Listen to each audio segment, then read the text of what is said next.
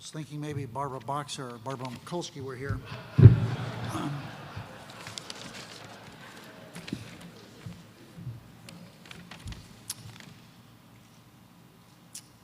I served many years in the United States Senate with Joe Biden. From the first day that I came to the Senate to the last day that he was in the Senate, we were inseparable. He was a role model for me. He is and was and always will be a senator, somebody that you look to for stability, for wisdom and advice. And President Obama has made some very difficult choices. Choosing someone to be Vice President of the United States is a difficult decision. Someone that the President would have to live with during his term of office in many different ways. But what a wonderful, wise choice was made by President Obama. Joe Biden has been his go-to guy for virtually everything. The Deficit Reduction Act that we just completed. Oh, how hard the Vice President worked on this. He was given this assignment by the President of the United States. The Biden group worked week after week that he would come down to the Capitol. One of my conference rooms, S219, they spent hours and hours in that room working to come up with a program that would lead to our country having a deficit that was much smaller than the one that started. The Recovery Act, it was the stimulus bill.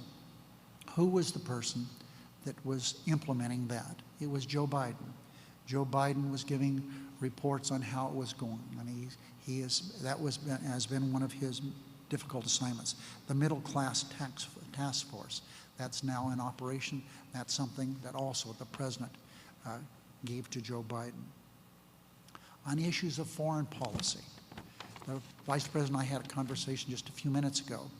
Since he has been Vice President, he's traveled 1/2 million miles, 500,000 miles, going to places where the President has sent him because of problems that were there that were significant in nature. Iraq, Afghanistan, Russia, China, all over the world. If a problem dealing with veterans, Joe Biden is the person that's been out front on that. I have some understanding of what it means to be number two. I was Lieutenant Governor of the state of Nevada during a period of time when we had the most powerful governor in the history of the state of Nevada, a man by the name of Michael Callahan. And whatever assignment he had, I took. And I so often am reminded of my days with O'Callahan when I see Joe Biden doing these difficult things that perhaps he didn't choose to do. In fact, he chose to do none of them, but he's doing them to the best of his ability. Our country is so well served by having Joe Biden, with his 36 years of experience in the United States Senate, his years of experience in raising a wonderful family, a person who is a friend to many, and a friend of mine, and a friend of the people of the state of Nevada and our country. It's my pleasure to introduce to you the Vice President of the United States, Joe Biden.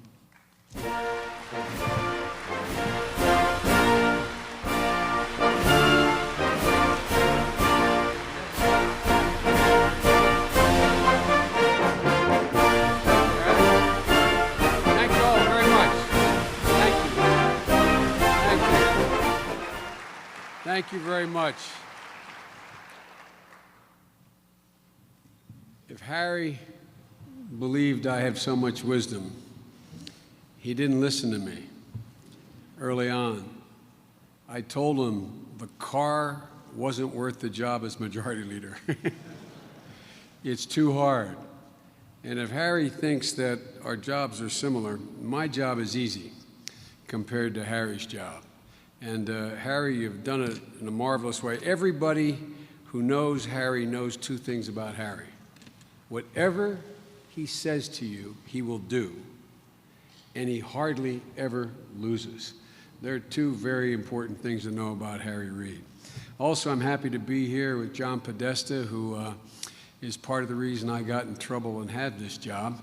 And John, you do a great, great job for all of us. And I also want to say, I understand Ray Mabus, Secretary of Navy, is here. Ray, if you're here, hello. Look, folks, I did say to Harry that I traveled a 500,000 miles. I'm not sure that's true. I think it feels like a 500,000. I think it might be more like 425,000. But it's the president's way of keeping me out of the country. So I can handle things that I know a little bit about. But ladies and gentlemen, it's an honor to be here today. I have one simple, straightforward message, and this is like preaching to the choir for all the people assembled here. Our nation has a simple choice, a choice about what kind of country we're going to be. Are we going to rise at the level of the challenge that our country faces, that like our grandfathers and fathers and grandmothers and grandfathers did? Are we going to overcome the odds like they have to lead the world in expanding the bounds of the possibilities that exist?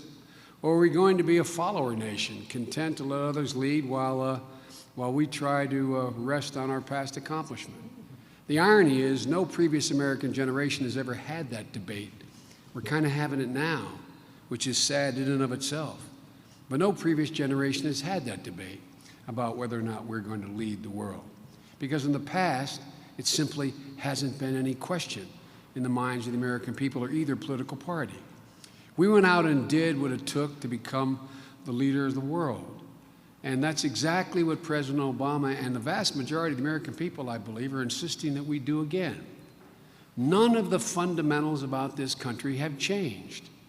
The American people still have the skill, the drive, the grit, the determination, and the capacity to overcome all the challenges that we face. It's part of our DNA, part of who we are. It's what's always made America different. I see a future, I suspect most of you do as well, that's even brighter than our past, rather than the bleak projections I hear debated on the floor of the Congress and the United States Senate and the House of Representatives. I see breakthroughs more stunning than anything that has gone before any of us in this country. We've always been a nation of possibilities. That's a distinctive feature of who we are, and that's why I ask you to imagine with me. Imagine a regenerative medicine that eliminates the agonizing wait for transplants and gives us the ability to regenerate, regrow tissue and new heart tissue and even limbs in the future. Imagine the first country to build a supercomputer capable of performing 1,000,000 trillion calculations per second. A computer fast enough to not only sequence the human genome, but to test every combination of those genes, giving us a new ability to fundamentally decode the complex interactions between genetics and disease. Imagine the replacements of silicon in a computer chip that is so light, so thin, and so strong that you could have the power of a supercomputer in a wristwatch. And while we're talking about it, imagine the realm that you all work in. Imagine what it would be like for us to be able to be the first country to make solar power cheaper than coal. Imagine a city full of buildings that is able to produce all the energy they consume. Imagine by the end of the decade creating a car battery that's even lighter and cheaper than the new lithium-ion batteries of today, able to store enough energy in one charge to take us 300 miles or more. Imagine plants that grow their own enzymes and turn themselves into liquid biofuel. Imagine bacteria that cuts plants out of the equation entirely and is capable of converting sunlight or electricity directly into fuels that can be used in our automobiles. Imagine making transformers, most of which we now import from China, 1% of the size, cheaper and more reliable than those that are currently available. Just imagine. Imagine being able to capture waste heat from factories and vehicles and converting it into usable electric power. A lot of this stuff you don't have to imagine. A lot of this stuff is literally around the corner. These things are within our reach. And we are providing seed money. The federal government is providing seed money right now to attract private capital to continue the research in these areas. The President and I think that encouraging and planting the seed, encouraging companies and planting seed money for these new technologies is essential for several reasons. First of all, our security. Can anyone imagine us leading the world in the 21st century the same energy policy we have today? Is it even within the realm of possibility? We spend over $300 billion a year importing foreign oil. And add to that at least another $5 per barrel that goes for the military expenditures needed to protect the flow of that oil. Hundreds of billions of dollars to nations that don't like us a whole lot. Instead of investing that at home, we're spending billions more putting young Americans at risk, which you're doing right now, in order to protect those oil lanes. It doesn't make a whole lot of sense. Look, there's also another reason we're talking about a situation where there's a finite resource and environmental realities. We know that we have a rapidly growing population that's going to demand more and more energy. We know that increasing energy demand will sharpen the competition for the finite resources like oil and gas. We also know that we need to take steps to cut out the pollution that is causing global warming. All these things everybody knows about, we always talk about. But somehow we act as if in the political realm there's not much we can help to do anything about it. I just came back from a 10-day visit to China and to Mongolia. Beijing is a phenomenal city. But we're told, make sure you don't go out and jog. The days we were there, the air wasn't able to be breathed. People wear masks. Look, that's why China's investing in carbon sequestration and clean energy, because out of necessity. Out of necessity, pure, absolute necessity. The other reason is that we're either going to lead or follow. As I said, does anybody believe that renewable energy isn't an absolute necessary requirement for the world in order for us to be able to survive? How can we sustain our present path with the energy consumption and the patterns we use now? If we don't lead in this new energy technology, we're going to follow. And I'd hate like hell to be trading the importation of oil for the importation of new technologies. Neither is very acceptable. And there's jobs. Somebody's going to produce the energy tomorrow. Somebody's going to build those plants, turbines, generators, smart meters, batteries for new vehicles, new appliances, and that somebody should be us. The total investment in clean energy, if you add it all up, China surpassed us 2 years ago, Germany last year, and we're now third in the world. But there's absolutely no reason why the United States can't lead the world in clean energy. We have the best research universities and the best laboratories in the world, the best engineers and scientists. Our ability to amass human capital and physical capital is what sets us apart from the rest of the world, driven by an entrepreneurial spirit that has risen to every previous occasion, every challenge we've had. You know, we're at an inflection point in our history. And at every inflection point in our history, we've had leaders, we've had a president who has laid out a vision, set goals for the nation, providing a goal, providing a target for people to shoot for. The president has set those goals. Some of them will be looked at 25, 30 years from now as modest. 1 million electric vehicles on the road by 2015, electric vehicle battery that goes 300 miles in a single charge, 80% of our electricity from clean sources by 2035, a sunshot to make solar power as affordable as fossil fuel. We've made some initial investments, but in the scope of things, they're relatively small. Since the start of our administration, tax incentives have catalyzed more than 16,000 wind and solar projects, putting us on track to double our renewable energy generation between 2008 and this year. The result, in concrete terms that ordinary people understand, is enough renewable energy to power nearly 17 million homes, roughly 1 in every 7 homes in the United States of America. And that's within 2 years. Our investments have helped build up and upgrade more than 183 manufacturing plants for clean energy projects, supporting 60,000 jobs. And look at what's going on right here in Nevada. A federal loan guarantee is helping build one Nevada transmission line that's 235 miles long from Ely, Nevada, down to Las Vegas. The line will almost exclusively transport renewable resources like wind, solar, and geothermal. That includes wind from Spring Valley Wind Project, which is being built by Pattern Energy in Ely. This project will generate enough electricity to power 45,000 homes. It was helped by a federal tax incentive from a program called 1603, which you're the only audience in the world that probably knows what that is. And the 66 wind turbines being built at Spring Valley, where are they? Well, Siemens is building them. Manufacturing parts of them in Iowa and Kansas, thanks to the clean energy manufacturing tax credit called 48C. It's a story that's being repeated all over the country.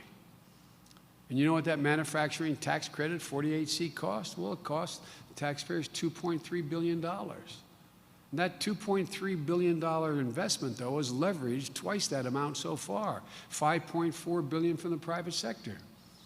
Again, this is supporting 60,000 American jobs. And the tax incentives for renewable energy projects, 1603, that cost $8.5 billion. It's been matched so far by over $20 billion in private capital. And that's what we've seen today. But we're not stopping at what we've done today. We're investing in what is possible for tomorrow. Again, we're only providing seed money, but we're helping entrepreneurs take cutting-edge ideas out of the labs and turn them into companies. And through the Department of Energy ARPA-E program, we're investing in some exciting beyond-the-horizon projects like the ones that I mentioned earlier, projects that aren't just capturing the public imagination, they're capturing private capital. Today, we're announcing 5 ARPA-E grantees who will receive a total of $15.5 billion in seed funding and have successfully raised thus far $100 million off of that investment. An example, researchers, some of whom are here, I expect, from Stanford University, have started a small company called Quantum Space, develop a new kind of battery for laptops, phones, and electric vehicles that can fully be charged in a matter of minutes rather than hours and last much longer than batteries that currently exist. Think about that, what that will mean for electric vehicles when electric charging can be done as fast as filling up your gas tank. Or $1.5 million in federal investment, our $1.5 million investment in Quantum Scape has now attracted $25 million in private investment. So think about what that can mean to the future. When President Obama and I took office, the cost per kilowatt hour for a battery was north of $1,000. Today it's closer to $700. By 2015, our goal is to get it down to $300. Here's what it means in practice. A battery in today's all-electric vehicle costs roughly $20,000. It can take you about 100 miles on a charge. We believe by the end of this decade, we can cut battery costs by 2/3, giving you a car that can go 300 miles, stop at one of thousands of convenient charging stations, charge in minutes, never need an oil change, and be cheaper to own and operate than a gasoline-powered vehicle. This isn't science fiction. This is within our grasp. This is possible. And all of this made in America. All of this creating thousands of American jobs. Look at the change between 2009 and today. In 2009, the U.S. accounted for just 2% of the world's advanced battery factories, advanced batteries made.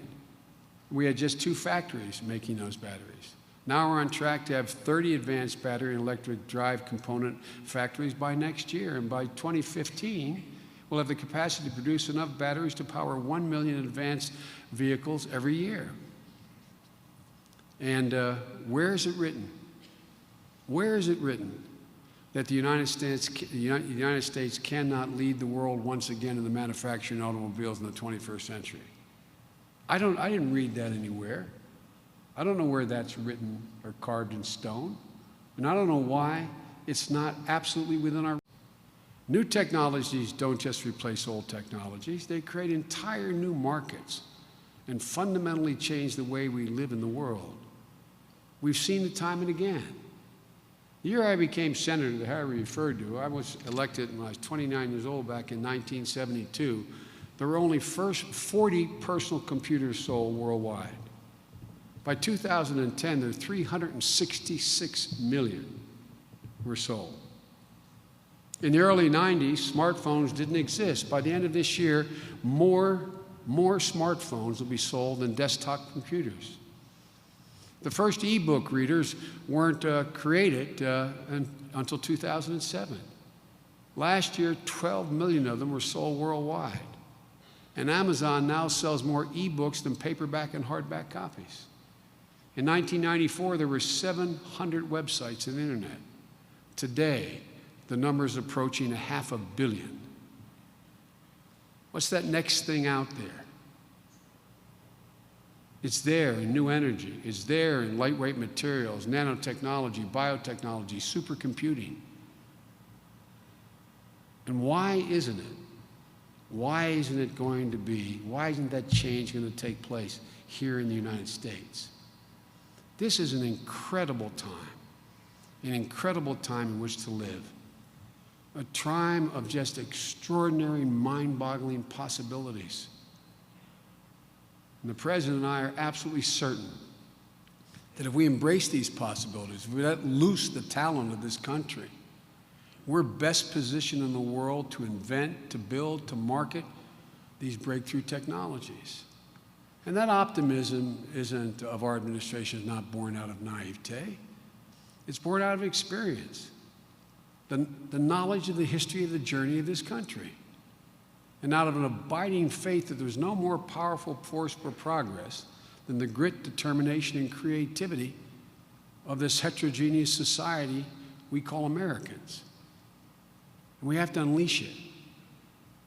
You know, we can't know with any degree of certainty whether our fundamental recommitment to science and research and development, we can't know for sure what it will yield. But we do know from experience that the results will be greater than the sum of the parts, that the rewards will be greater than the original investment.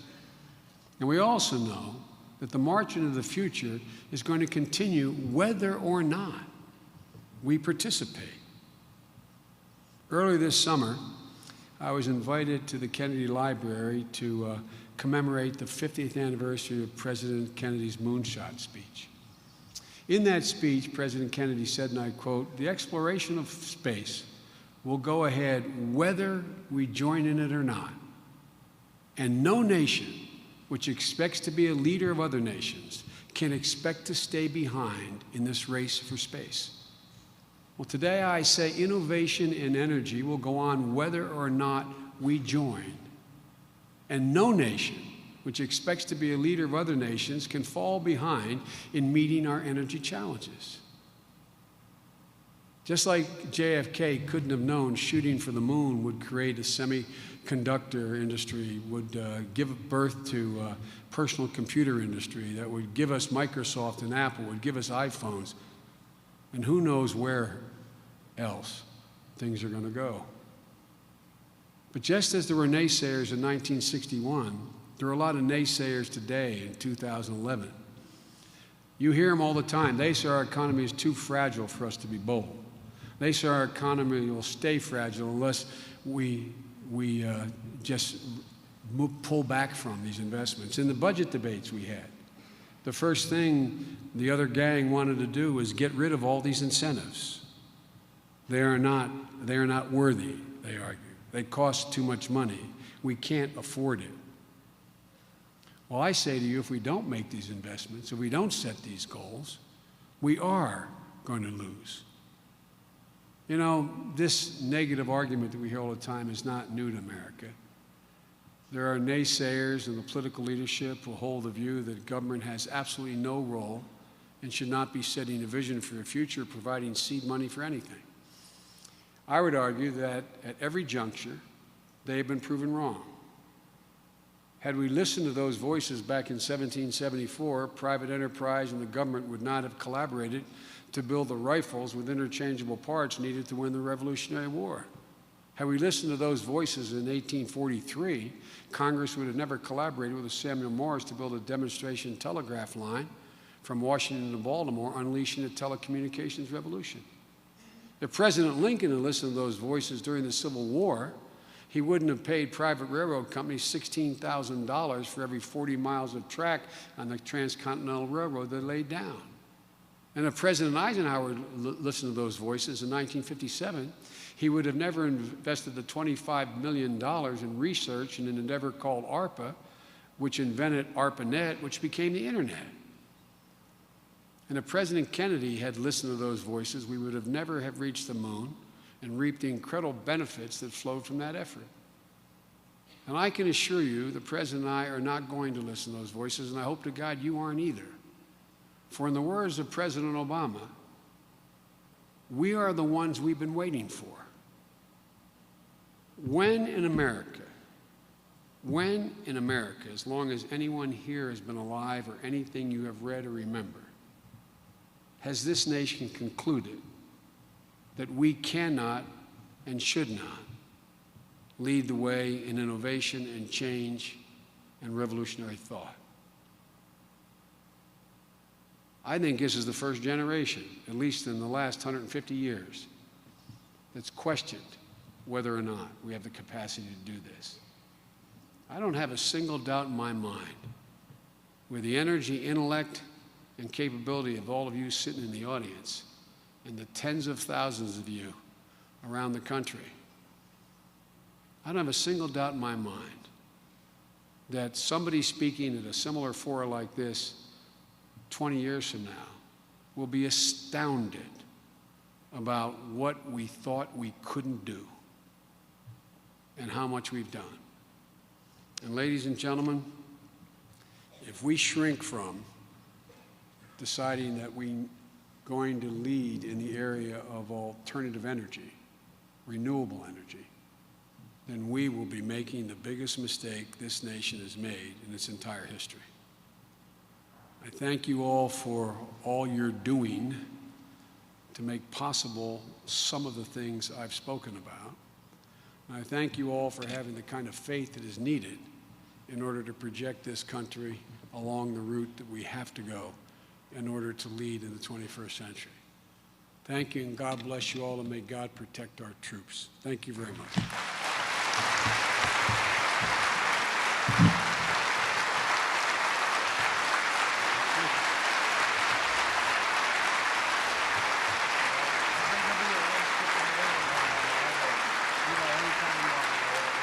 Thank you all.